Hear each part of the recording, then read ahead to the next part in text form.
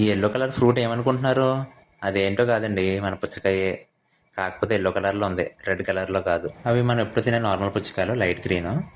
ఇవి dark green ఉన్నాయి కదా, ఇందా మనకు లోపల ఎల్లో కలర్ గుజ్జు ఉంది కదా, అదే ఈ కాయలు. బయటికేమో డార్క్ గ్రీన్ ఉంటున్నాయి, లోపలేమో ఎల్లో కలర్ గుజ్జు ఉంటుంది.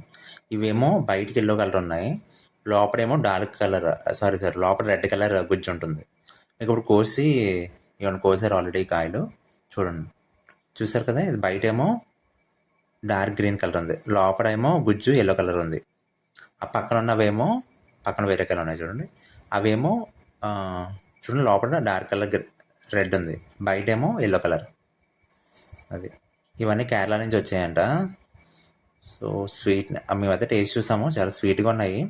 కానీ ఈ మధ్య ఇంజెక్షన్స్ ఏవో చేస్తున్నారంట, మరి అందులో అది ఎంతవరకు నిజమో కాదో మరి మనకు తెలియదు. కానీ టేస్ట్ అయితే బాగుంది. కేజీ 50 రూపీస్ అంట. అదే నార్మల్ పుచ్చకాయలు మనకు లోకల్లో దొరికేవి అయితే 25 రూపీస్.